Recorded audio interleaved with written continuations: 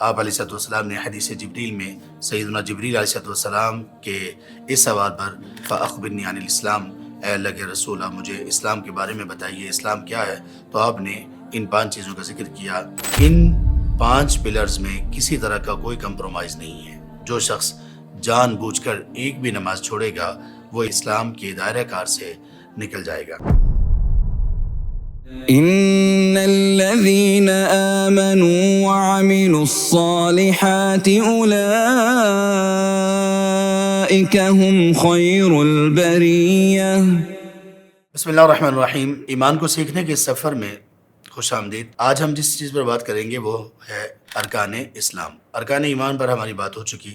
ارکان اسلام کیا ہیں؟ ارکان ایمان میں ہم نے یہ سیکھا تھا کہ دل میں ایمان کی عمارت کو تعمیر کرنے کے لیے اس کی بنیادیں 6 پلرز پر ہیں، اور وہ پلرز ہم نے جان لیے، ان کی گنتی ہم نے جان لی۔ وہ 6 ہیں۔ اسلام کیا ہے؟ جب ایمان دل میں قرار پکڑے گا، جب ایمان دل میں مضبوط ہوگا تو اس کے بعد انسان کے ظاہر پر جو چیزیں آنی چاہیے اس کے پھل کے طور پر اگر ہم ایمان کو ایک بیج لیں تو اس بیج سے جو پیداوار نکلے گی وہ اسلام کے ارکان کی صورت میں ہونی چاہیے۔ یعنی کم از کم یہ 5 چیزیں ہر ایک شخص میں پوری طرح سے اور پورے اہتمام سے ہونی چاہیے جو شخص ایمان کا دعویٰ کرنے والا ہے۔ اور وہ 5 چیزیں کیا ہیں؟ آپ علیہ السلام نے حدیث جبریل میں سیدنا جبریل علیہ السلام کے اس سوال پر فَأَخْبِرْنِي عَنِ الْإِسْلَامِ، اے اللہ کے رسول آپ مجھے اسلام کے بارے میں بتائیے، اسلام کیا ہے؟ تو آپ نے ان 5 چیزوں کا ذکر کیا۔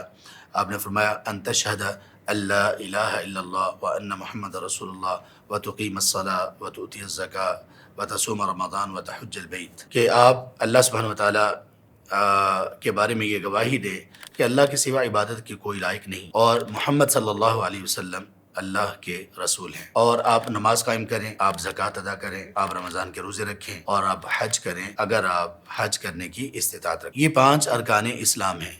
یعنی اگر ہمارا ایمان اچھا ہے، ہمارا ایمان مضبوط ہے اور ہمارا ایمان واقعی جینون ہے تو اس کی بنیاد پر یہ 5 چیزیں ہمارے اندر ہونی چاہیے۔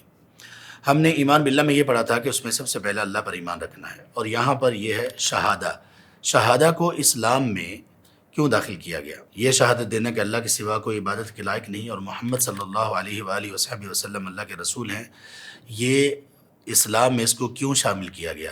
اس لیے کہ اس کا تعلق بھی ظاہر سے ہے، یہ زبان سے بھی پکارا جائے گا، اور صبح شام میں بے شمار مرتبہ اللہ سبحانہ وتعالیٰ نے اسلام میں ایسی چیزیں ہمیں سکھائی ہیں، ایسی دعائیں ہمیں سکھائی ہیں کہ جو ہم بار بار اس کلمے کو اپنی زبان پر دہراتے ہیں۔ آپ تشہد کو لے لیجئے، التحیات للہ والصلوات والطیبات، السلام علیکم ایھا النبی ورحمۃ اللہ وبرکاتہ، السلام علینا وعلی عباد اللہ الصالحین، اشہد ان لا الہ الا اللہ واشہد ان محمدا عبدہ ورسول۔ تو بار بار یہ دہرایا جاتا ہے اور بار بار ہمیں یہ سنایا جاتا ہے۔ اذان میں ہم کیا سنتے ہیں؟ اشہد ان لا الہ الا اللہ، اشہد ان محمد رسول اللہ۔ بار بار سنوایا جا رہا ہے، بار بار دہرایا جا رہا ہے، اس لیے کہ اگر دل میں ایمان ہے تو ہمیں زبان سے بھی اس کا اقرار کرنا ہوگا، اور زبان سے اقرار کرنے کے بعد اس کے جو بقیہ 4 ارکان ہیں، بقیہ 4 پلرز ہیں، وہ بھی ایسے ہیں کہ ہمیں ان پر بھی چلنا ہوگا۔ جیسے نماز، جب ہم اللہ سبحانہ وتعالیٰ کے ایک اکیلا معبود ہونے کی گواہی دیتے ہیں، یعنی وہ اکیلا ہی عبادت کے لائق ہے اور محمد صلی اللہ علیہ وآلہ وصحبہ وسلم کے طریقے کے مطابق ہم ان کی عبادت کریں گے، تو عبادات میں سب سے بنیادی چیز نماز ہے۔ اور جس بندے کو اللہ تعالیٰ نے اتنا مال دے رکھا کہ وہ زکوٰۃ ادا کرنے کے قابل ہے تو اسے زکوٰۃ ادا کرنا ہوگی۔ وہ شخص جس میں یہ استطاعت ہے کہ روزے رکھ سکے، نہ وہ مریض ہے، نہ وہ مسافر ہے، نہ کوئی اور اس کا ایشو ہے، تو اسے روزے رکھنا ہوں گے۔ اور جس شخص کو اللہ تعالیٰ نے اتنی مالی استطاعت دے رکھی ہے کہ وہ حج کے لیے جا سکے تو اسے حج بھی کرنا ہوگا۔